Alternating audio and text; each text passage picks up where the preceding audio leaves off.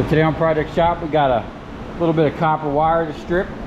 Now this wire here came from the west coast of Florida, and this bin I actually pulled out of a dumpster. How about that? So we're gonna put it right to work. It's already bulging at the seams there. So what we're gonna do now is set the wire stripper up. Got the table already set up, and we'll see how fast the Copper King can chew through it.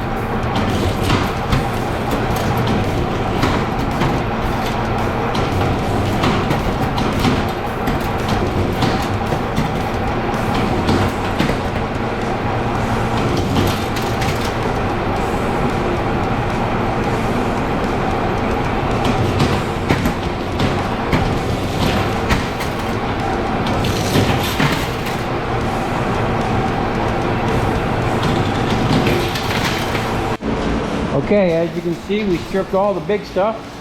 Copper King is killing it. I actually doubled up on the springs over here, so I don't even have to touch the handle. It's actually absolutely sending it through there. What I don't like about the double springs is it's taking way too much pressure to get that off. So how I'm going to combat that is I'm going to move the springs, and they're going to be adjustable. They're kind of a little tight right now. And I'm going to extend the lever. So I'll have more lever, and I'm going to change the angle. This actually needs to be tilted up a couple degrees. So, I mean, even though if I push on this, it's going up, but it's too flat right here. This actually needs to probably be right about here to begin with. So, you know, I'm running it out, feeling it out, getting, you know, working the kinks out, see what I like about it so that I can start getting the actual piece that's going to be here and what's going to be down here, because there's going to be a whole nother set of belts in here, and it's actually going to be really cool. But this is what we got so far. Pretty much a whole 55-gallon drum of this big stuff, a little drum of that stuff there. That was some clippings from the floor. So we're moving along. I'm gonna set up for this little spaghetti stuff. Blow through that real quick.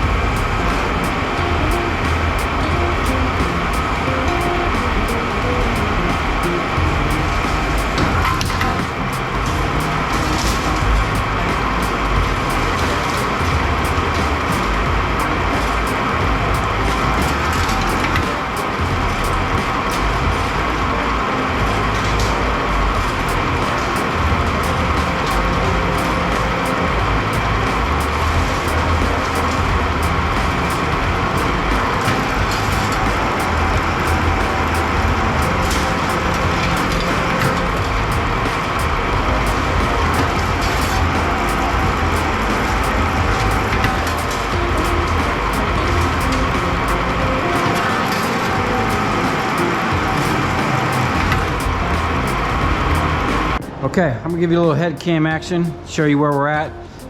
We stripped just about most of that copper. Got this bucket here. Most of what's in here I paid for as is.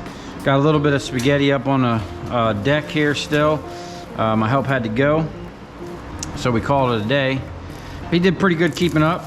So this is the spaghetti we got left, still need to be stripped, and found a little nugget and a couple little chunks that tried to avoid their destiny with the Copper King, but we'll get to that. I'll run a couple little pieces through here, show you what the machine was doing, and then the rest of it, we're actually gonna fire the granulator up. I got the wiring in this place somewhat worked out. It's a freaking nightmare, the electrical in here, but I did get it started up. So let me explain why I actually put this thing on here in the first place. It's to basically stop the machine really fast, okay, so that I can cut the wire. And it's a safety, because here's what happened. I was stripping wire one day, and now when I strip spaghetti wire like this, I just grab a certain color. I like to pick a green, you know what I'm saying, or a blue, whatever, and then stick to that color. Because once you start pulling all that one color out of there, you know, you do the blue, then you do the red, then the green, whatnot, it kind of frees it all up. And you don't have to sit there and untangle it. Just let the machine untangle it. Grab a piece, feed it in. Once it starts pulling the pile up, stop the machine, cut it with the wire cutters, you know, and then grab another piece of wire and just keep feeding the machine as fast as possible. So, you know, I've been doing that forever. And I was doing that one day, and I fed a piece of wire in there. I had a big old pile here. Now, there was a loop in the wire, okay? And I seen the loop, and I just figured it was a loop, but it was actually a knot, like this. So, as it was feeding through, I always, I think I was grabbing it because I like to shake and jerk the pile sometimes. And basically it got tight here, okay? And then pulled tight on the pile, and then it just like pulled tight on my finger. You know what I'm saying? And at first, when it started pulling tight, I thought it was just looped, and it's happened before, and I'll just, you know, kick my finger out of the loop and send it. Well, it actually tightened around my finger and then started sucking up into this machine. And the switch that I used to have here, I shut the switch down, and what happened was the rotating mass of all these pulleys and the heavy mass of that stator in there and that electric motor kept the machine going for a couple rotations. And I hit the switch like back here, and by the time it was done, my finger was about touching this thing right here, okay? And I was locked in there like that. I was getting to the point where I was gonna grab the wire with both hands and hopefully jerk it back out of the machine, you know, because it was still even though I shut the switch off, it was still winding down. That immediately got me thinking about a faster way to disconnect the motor from this and stop it immediately. What this is going to wind up being here soon is going to be really cool. There's going to be a lot of different functions that this is going to do. And where's it at? I thought I found it. Yeah, there it is. This was the original one I was going to put on here, okay? But this was going to be this way or whatnot, like that. I need to find a right-hand drive shifter if they make one, or my ultimate goal is I'm going to be making my own handles on the milling machine, and it's going to have a button, and that button's going to have a function. That's going to have like 3 functions, this thing right here. It's actually going to be pretty cool. But once you put wire in there, it stops it immediately. See that? You know what I'm saying? Until you get some pressure on there, and then it'll go through. Yeah, that's done. And then you can stop the machine and check. I know a lot of people comment about me reaching over this machine, and you can check and see it's coming right off. You know, if you got to make any adjustments on the fly. So anyway, that's why I have this on here, so I can stop the machine without having to kick this on and off constantly. You definitely don't want to start the like if you got a big piece of wire in here and something happens and you got to stop it to start this up with all that tension on there. It's a lot of strain on that motor. You know, once you get that thing up and spinning, it's easier just to disengage it right here, you know. And then I got the 2 springs. You can see with the spaghetti wire, since I actually use this mainly for spaghetti wire, you know, very rarely on that big wire. As you can see in the last videos, I was using it to put more tension, but with the 2 springs on that big wire, I didn't need it.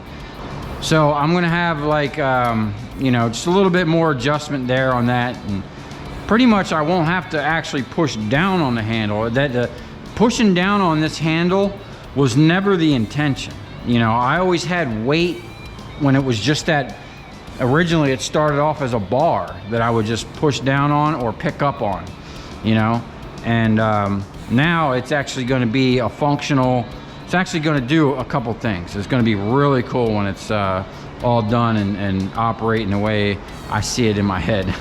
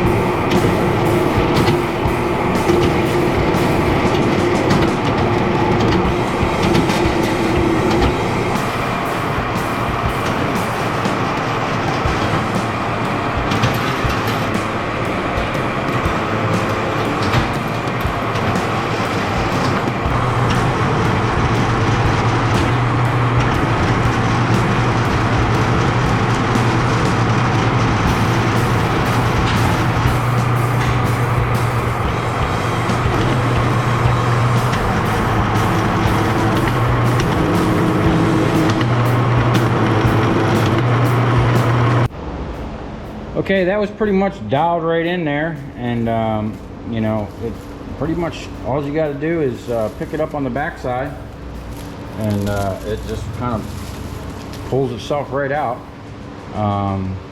If you don't have it dialed in right, you'll get stuff like this. See that? The blade was either on sideways, or it could be a flat spot in the blade. You know, you can see some of these. Got it all the way down there. I don't know how well that's coming through on the camera, but you know, it's one thing I'm gonna have to do with this machine is get a new set of blades. There's a couple flat spots. I do have some replacement blades, but not all. What I could do is kind of flip-flop around and find the best ones, because you want the best ones over here with the small wire. The bigger insulation really doesn't matter. You could be having a little bit chewed up blade. It's still gonna cut through that big stuff. Okay, here we go. So this thing here was originally a plastic granulator. It wasn't originally meant to chop copper. Got it at an auction for like 400 bucks. And it had a 3-phase motor with some planetary gears. It actually spun pretty slow. We ripped all that off, put a pulley block on there. Originally it had a motor that spun twice as fast as the one that's on here now. I actually need to take this motor off and replace it with one that spins faster. Might even take that motor there and put it on the wire stripper. That's a 5-horse 220 motor, and we might be stepping up the horsepower over there.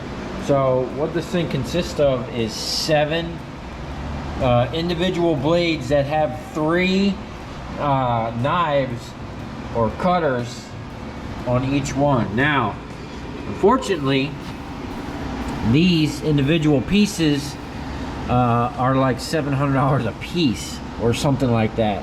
And they do make ones with replaceable tips. These tips are not replaceable. You got to buy the whole thing. But I was looking at these. I might be able to just buy the replaceable tips and then mill, you know, into here. But I got to get the tip first to see if it's actually going to be possible. So what we got here is there's a knife, an adjustable knife back here, and another one right here. And then this is the front cutting edge, and then it actually cuts it up on the upside too. And then there's just a screen that falls through, this here, put the camera down to do this. All right, there we go.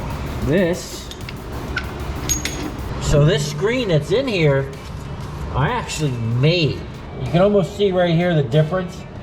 Basically what I did is, there was a screen in there, but it was letting too much copper go through that wasn't processed. Okay, it wasn't letting it liberate all the insulation off of the copper. So I just took a piece of sheet metal and formed it down in there, welded it in place, then I flipped it over and I drilled out every single one of those little holes by hand. Now originally I drilled them too small. It was clogging the granulator. I wouldn't let the chops come out. So I actually had to go back and ream them out with a bigger drill bit, and then I dialed it in right. And unfortunately I forgot what size hole I used, but it's like $600 for these cages, and I spent about 4 hours making that, you know, with a piece of scrap metal. So I definitely saved some money there, and it seems to be working okay. You know, it chops it up, liberates it pretty good, so it works pretty good. You know, the only thing is, since it wasn't originally designed to chop copper, it is kind of hard on the machine, and I do need to sharpen these blades. Now these blades need to be sharpened from the inside because of the way they go down. You can't sharpen them from out here. And someone, after I told them not to, actually took all these off and sharpened them from the outside and pretty much ruined these blades, because you got to basically use a feeler gauge or just eyeball it down in there to get your gap on your blade, you know. So we'll get this thing tightened up and start running some copper through it. I actually have the original catcher. You're supposed to hook a vac system to it and it would suck the plastic granulates out of there. I was actually, because I do have a jet vacuum system, I was going to try to use it to see if I can't pull the copper up through there as well. Okay, so what I used to do back in the day, I would take like all this bird nested stuff. I wouldn't even try to separate it. I would just kind of inspect it to make sure I wasn't sending no number 2, because you got to be careful, man. You send one piece of number 2 that's got the tin coat in or the silver coat in or whatever, it's going to contaminate all your copper. All right, and I've been through that. So you got to very thoroughly inspect what you got. Okay, make sure it's all number 1. And what I would do is I would just take like a bunch of this. I wouldn't even try to unravel it. I would just take it, put it in here like this, and I usually have a bucket underneath, okay, or a bin or something to catch the copper. And I would just do this real quick, okay. And basically what this is doing is just chunking all this down, all this spaghetti stuff. You just grab it, pull it out, and it's making all these little pieces. Now obviously I should have a bigger bucket, and then I would take coils, you know, all the little coils, and I do the same thing. Get in there, and basically what I'm doing is pre-shredding. You know, I'm actually going to have something to do this, but what I found is little 1/2 inch or 1/4 inch. The smaller you could get it, the faster it's going to go through the granulator. Okay, so I would take this all bird nested stuff up, do that, chunk it down like this, even getting it in the, you know, decent sized pieces. And then I got a light down in there so we can see what's going on. And then you just kind of feed it in there.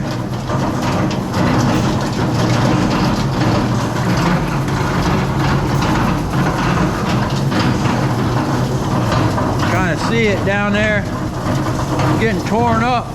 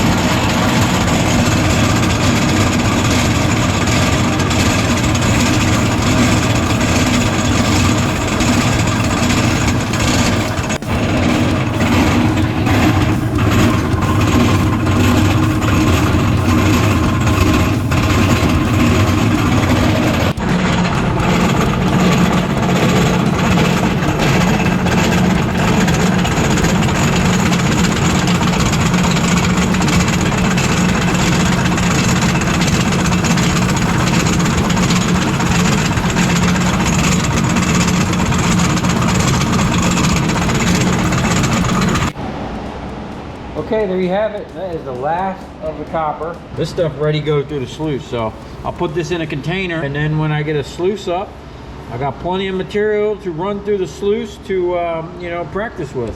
You know, I got a couple ideas that I want to try out. So I got a lot of material that I've been saving that I'm going to run through the sluice, and a lot of this stuff, I got tons of clip-ins like this that I've been saving up over the past like year. I think I got like a whole couple 5-gallon buckets of it. Stuff I swept up off the floor after doing some wire stripping. So we'll run that through the granulator as well, kind of dial everything in, and see how good it cleans this stuff up.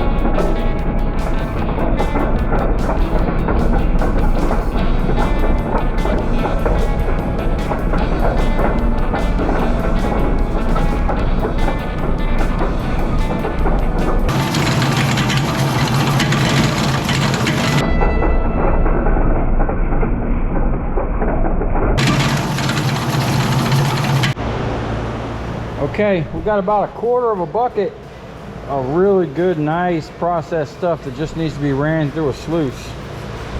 And then I'll do the rest of it in this. I opened the machine up, blew it out, dusted it off, because we're going to run a different material. Now, I cut these little tiny pieces because I have no idea how this is going to run. We're just going to throw a chunk in there, see how it sounds. It sounds like it's hitting too hard against them blades. We're not going to run it. So let's go check it out.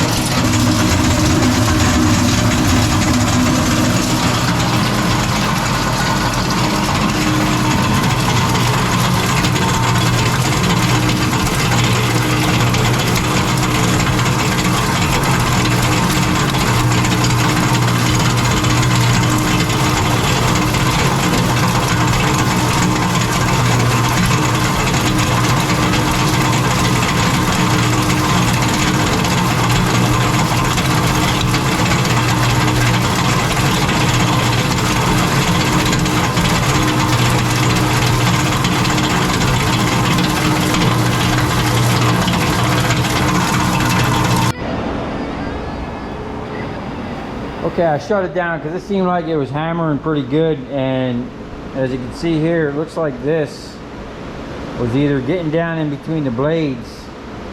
I don't know, but we're gonna open it up and see what's going on in there. So it hardly looks like there's any brass in there at all. I think most of the brass is staying in the machine, so we're gonna open it up and see what's going on. Okay, so I got the machine unplugged, and from the looks of it, it looks like it broke it all up, no problem. But these pieces are just getting wrapped up in here. I think this would be a better candidate for like a hammer mill. So we're gonna get this all cleaned up out of here. Unfortunately, this did not like the granulator, you know? Hey, you never know until you try. Look at all that flat pieces. Didn't even really chop it up too much. Seemed like it was kind of getting in there in between the blades. And that brass was just staying in here. So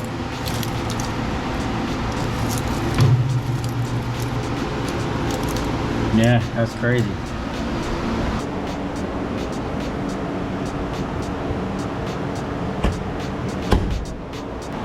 Okay, we're going to give it the old auto clean here.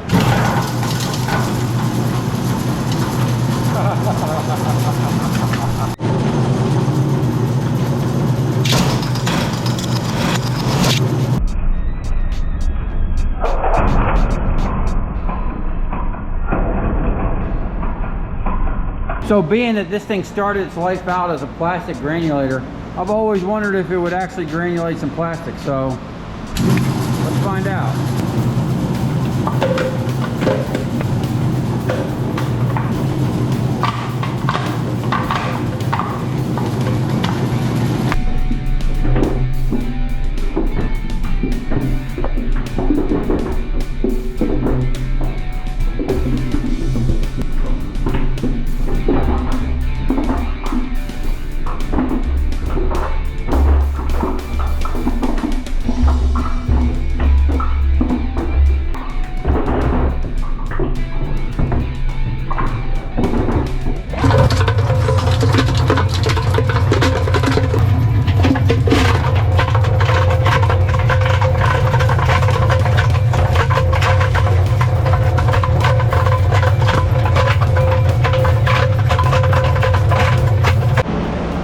Okay, so that was pretty interesting. It pretty much just bounced and barely got caught on those teeth.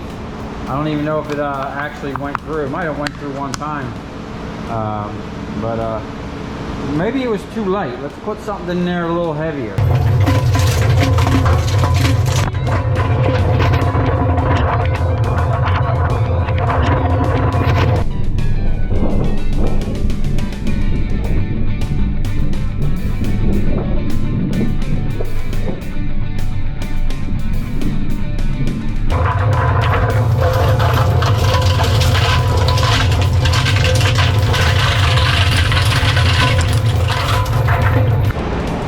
So that one did a little bit better.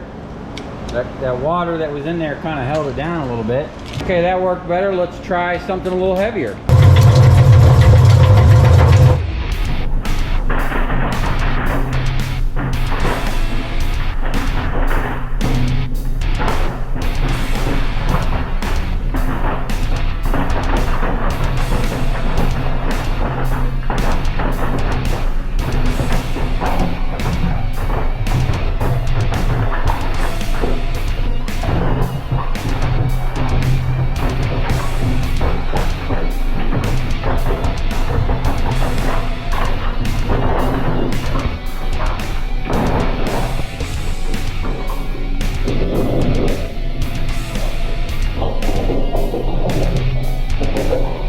Okay, let's see how a can of Mountain Dew does.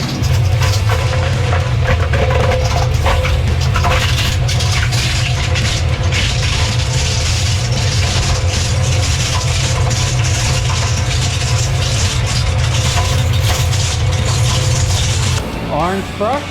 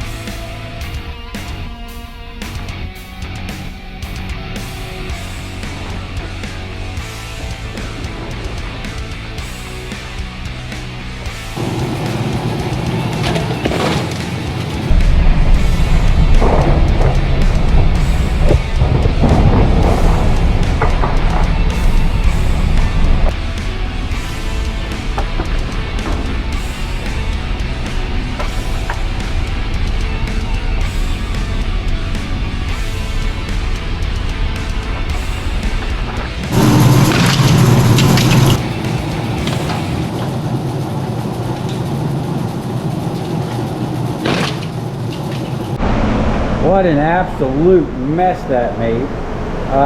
But it was awesome. I almost forgot. So we had 680 pounds of Bright and Shiny. I got $3.65 a pound. And it was $24.82 on the copper. And I did bring in some clean aluminum, which I got 75 cents a pound for, that I got off of some light fixtures.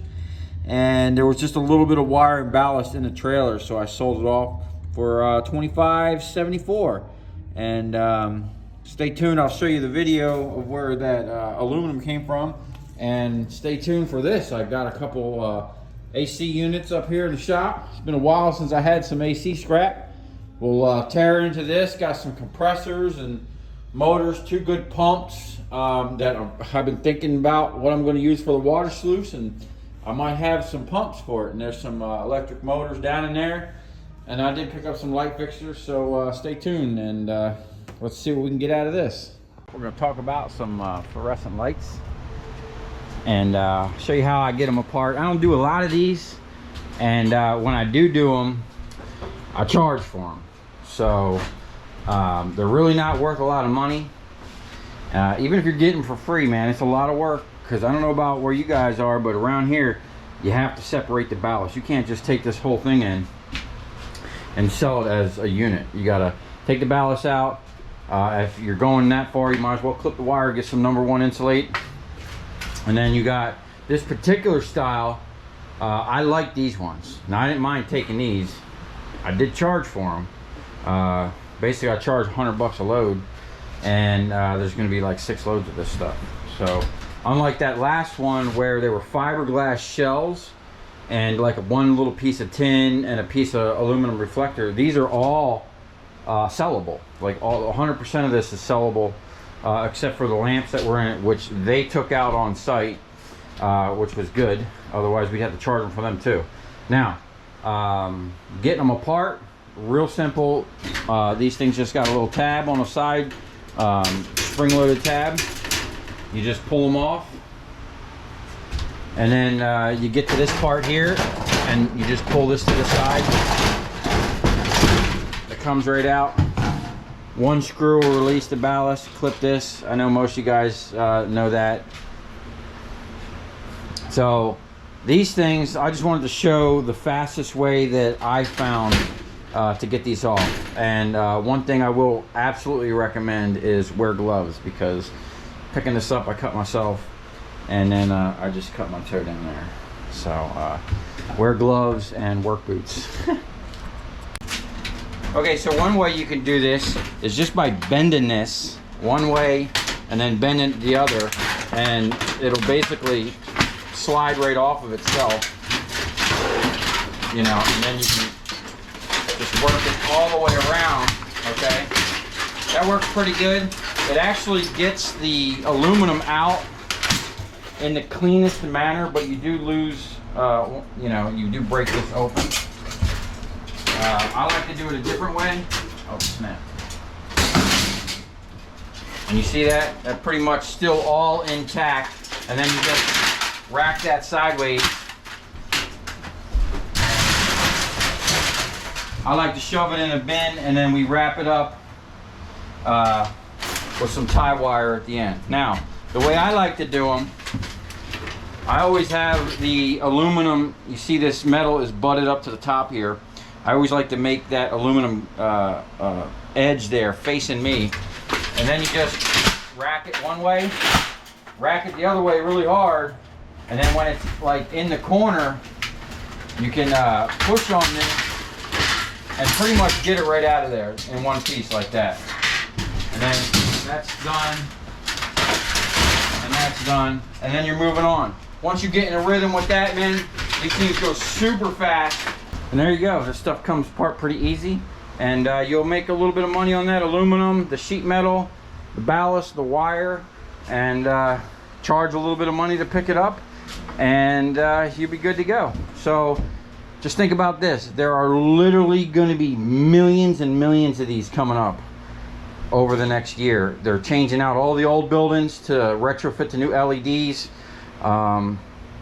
So any demo company that goes in that has to demo a building, a lot of times they're mandatory required. They got to take these out.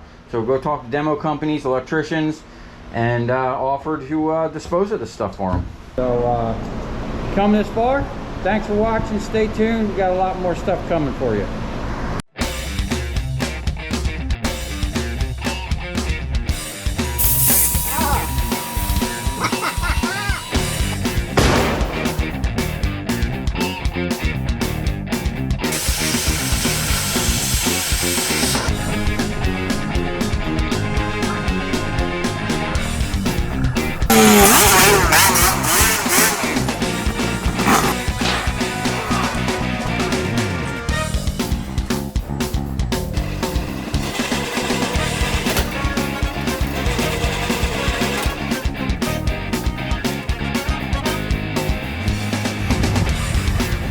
I'll tell you where we're going, right to the scrap yard.